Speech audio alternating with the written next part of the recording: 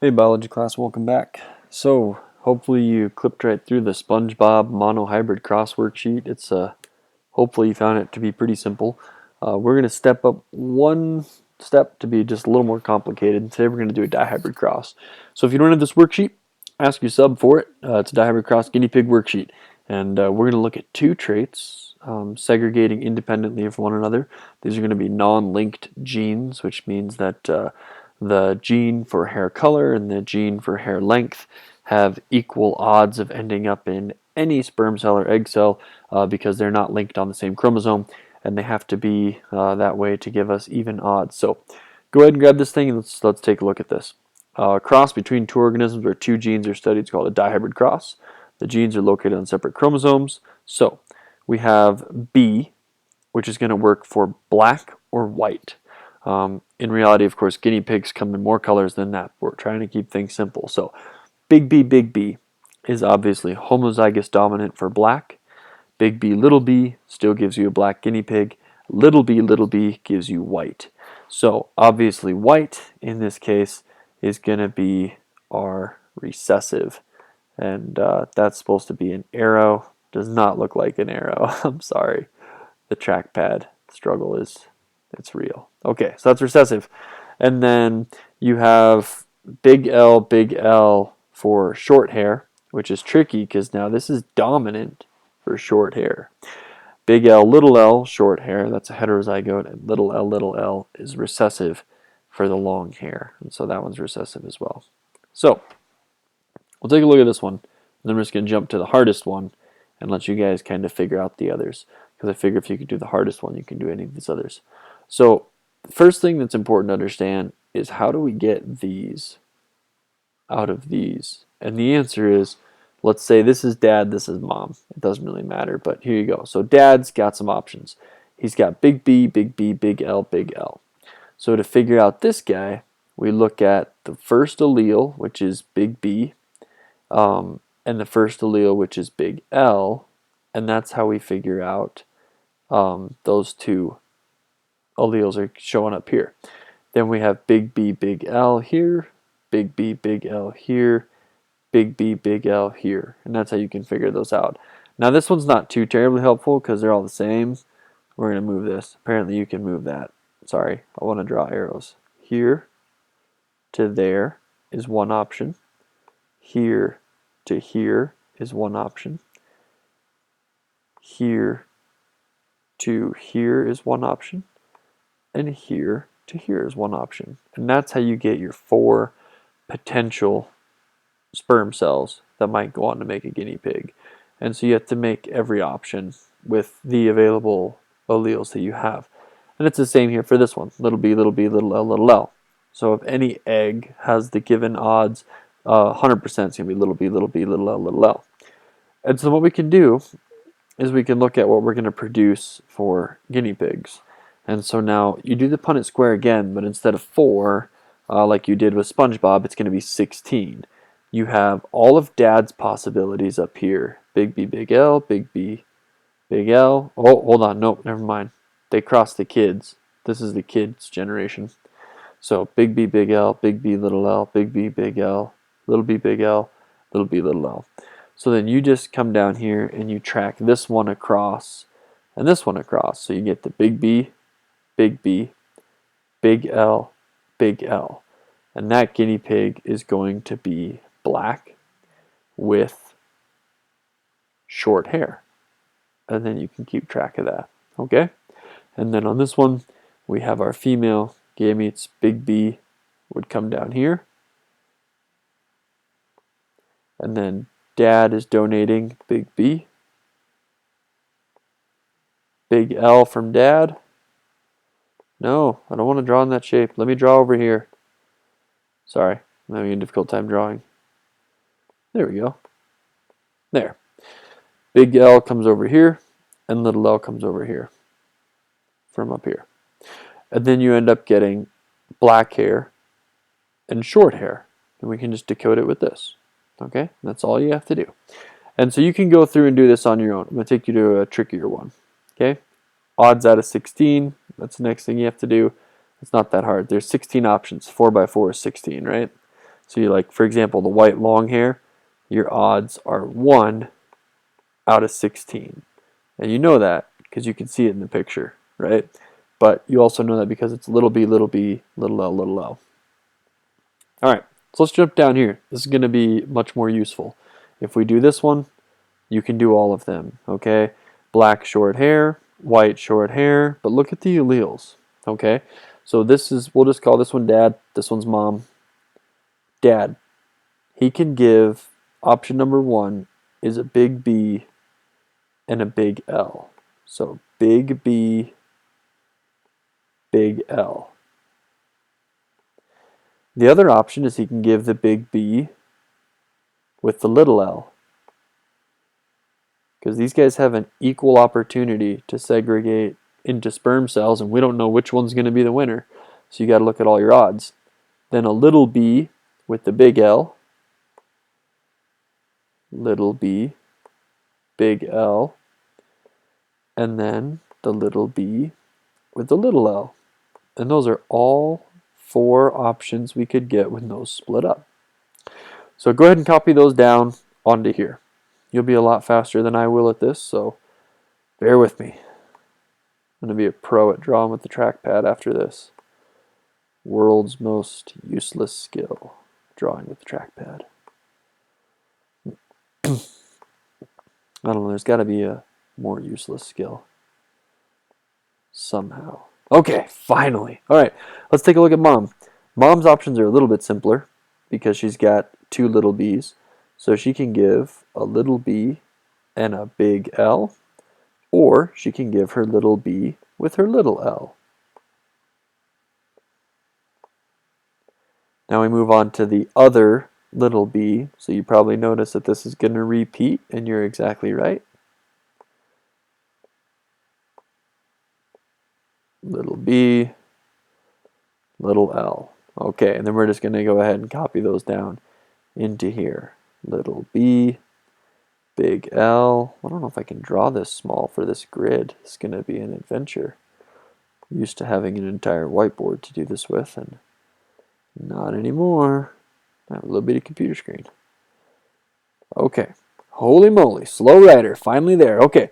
So now we go ahead and cross these two. So we get a big B from dad.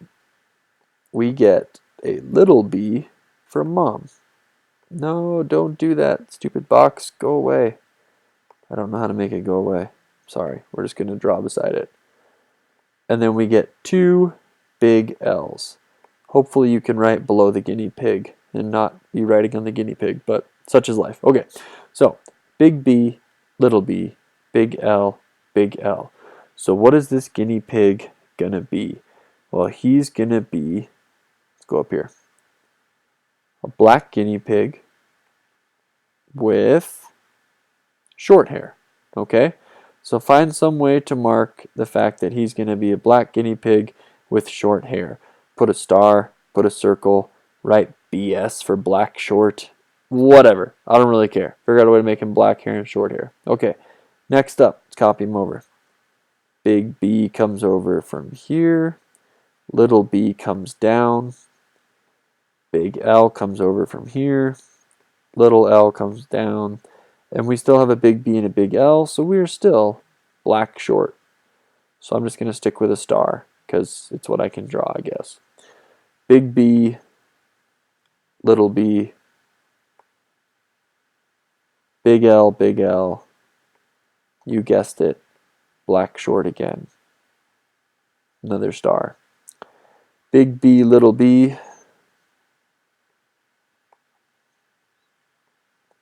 big L, little l, black short again. Now, if you're at a point where you're a pattern recognizing person and you've realized that whatever we put out for mom's gametes in the initial will just double again because we just have this doubling and it'll be the exact same thing again, you can probably clip through this question a little bit quicker. If you're not that great at recognizing the patterns, but you just want to go through step by step and still get the right answer, then that's what we're going to do. So, big B, little b, big L, little l.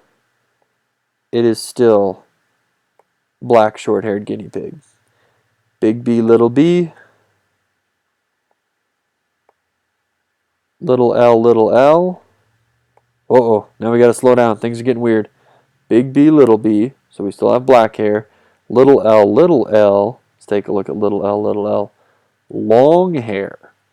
Okay, so we'll put a circle for black hair with long hair. That'll help me keep track of this when we go through and count them up. All right, and now we're actually just going to repeat these. Big B comes across, little b comes down, big B, little b, big L, little l. We're back to black short. Big B comes across, little b comes down, big B, little b. We're going to repeat the little l that we just did because that's what we're doing. And we're going to have a circle again for our short-haired one. You know, it'd be pretty smart. We should do tallies over here instead of counting them up at the end. That'd be a good way to do that. Just realized that. Sorry. So this was what? A black short-haired? 1, 2, 3, 4, 5, 6. Let's do that. 1, 2, 3, 4, 5, 6. Okay, cool. And then these guys are what? Black hair with long? Yeah, we're at 2 on those. There we go. I've always had students count it up at the end. I guess I never realized that'd be a good way to do that. All right, next up, little b, little b. Track them down. Little b, big L, big L. So now, little b is, I think, white hair because that's recessive. And the big L is short. So white, short. Let's just do a tally for that. All right, next up, little b again. So we got another white guinea pig. And this one's going to be a big L coming over here and a little L over there. So big L, little L. And so this is going to be white hair with long hair. No. Short hair. White hair with short hair. Mark that off. If you ever lose track, you can always go back up here. Big L, short hair. Little L, long hair. All right. Next up, track it across. Little b. Big L, big L. We're going to have white hair again because we're recessive here. We're going to have short hair here because that's dominant. So tally one more for white short. This stupid blue box, I cannot escape it. Go away, blue box. I'm sure one of you students watching this is shaking your head like, I know how to make the blue box go away. Little b. Big L, little l. So now we're talking about white hair again and short hair again. All right. And we're going to go down here, last row, little b, little b, little b, little b, big L, big L. We've got white hair and short hair again. And that is number 5. Maybe. There, 5. We made it. Little b, little L, little L. Ooh, have we had that before? That's going to be our white hair, but little l is long hair. So, white hair, long hair. That's our first one of that, isn't it? Let's take a look. Little b, little l. Yeah, that's our first one. Cool, we're keeping track then. White hair, long hair, we got our first one. Moving on, except for it's going to repeat here in just a minute. Little b, big L, little l, and we are at white hair, short hair again, so 6 on that. And then finally, this one's got to repeat. Little b, little l, one more for the white long. And we're done. We did it. So, quick way to check your work, because I know you rock solid mathematicians always check your work. If this doesn't add to 16, something's not okay, because we have 16 here. 4, 4, 16. So we're at 6, 7, 8, 9, 10, 11, 12, 13, 14, 15, 16. Yay! Added the 16. Probably did it right. There's always a chance we messed it up, but I doubt it. So, now that we know that, you can go on and do this one. Black long hair, go ahead and split those alleles up how I showed you. White short hair, split those alleles up like I showed you. Carry these alleles down to here, those alleles down to there. Do your grid, do your ratios, and you are finished. Don't forget to go back to the super easy one where the pictures are laid out for you. If you get lost, refer to the dominance here and the recessive here for your guide for how these colors need to all break out and the lengths of the hair. Take your time. If you get stuck, check out the video again. Watch exactly how we draw these arrows. It's really not too terribly difficult. It's just a little bit time consuming. So I know you can do it. Again, folks who finish early, help the folks who are having a tougher time. And thanks for your efforts. And I will see you guys next week. So thanks. Bye.